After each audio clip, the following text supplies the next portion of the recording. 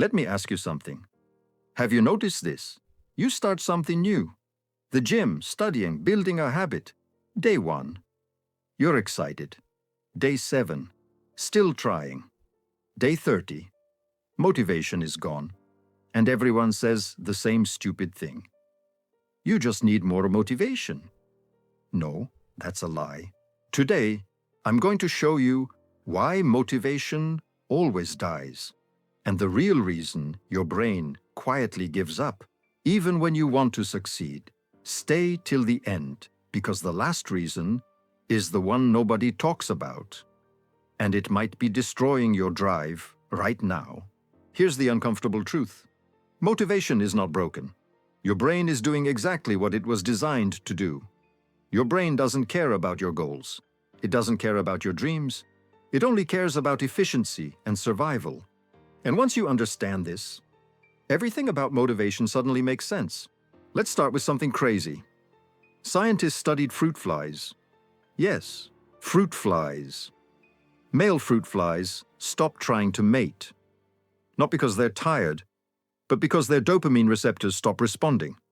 Same reward, same action, less excitement. Your brain does the same thing.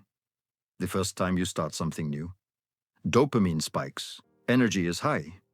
Everything feels possible. But repeat it again and again. Your brain says, yeah, I've seen this before. So it turns the volume down.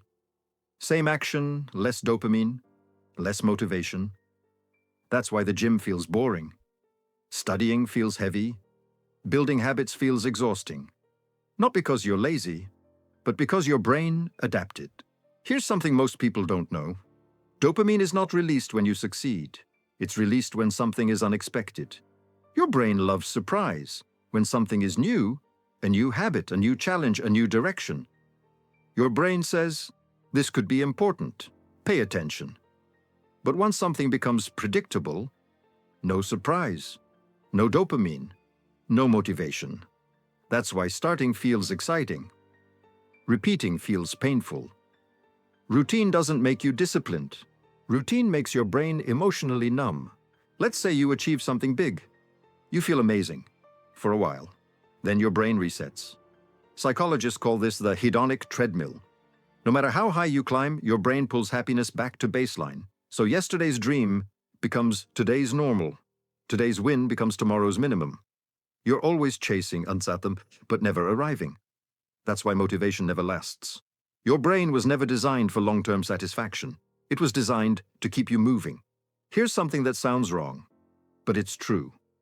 Rewards can kill motivation. In experiments, kids who loved drawing were paid to draw. When the payment stopped, they stopped drawing. Because their brain learned, I don't do this because I enjoy it. I do this for a reward. So when the reward disappears, so does the motivation. That's why bribing yourself doesn't work. Why hustle culture burns people out. And why external motivation always fades. Now let's talk about exhaustion. Every decision costs energy. What to eat, what to wear, what to do next. By evening, your brain is tired. This is called decision fatigue. That's why you procrastinate at night. Why you choose comfort over progress. Why motivation dies by the end of the day. After a long day, even choosing what to do next feels heavy. Your motivation isn't gone. Your brain is just overloaded. This one is brutal. Your phone is stealing your motivation. Social media, reels, short videos, constant stimulation. Your brain is flooded with dopamine. So when you try to do something normal, study, work, build habits, it feels boring. Not because it is boring, but because your brain is overstimulated. When everything is exciting, nothing feels rewarding. Most people don't need more motivation. They need less stimulation. Here's the final trap. Your brain is bad with long-term goals. When the finish line is far away, motivation is low. Effort feels pointless. But as soon as progress is visible, motivation increases. That's why starting is the hardest part. Your brain needs evidence of movement, not just dreams. So what actually works? Not motivation.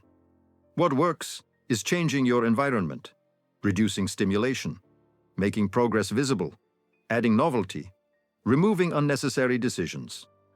Motivation is not something you chase. It's something that appears as a side effect of how you design your life. So the next time motivation disappears, don't blame yourself. Your brain isn't broken. It's ancient, efficient, and brutally honest. And once you stop fighting it and start working with it, that's when things finally change. If this video made you see motivation differently, subscribe, because the next one will change how you stop quitting on yourself.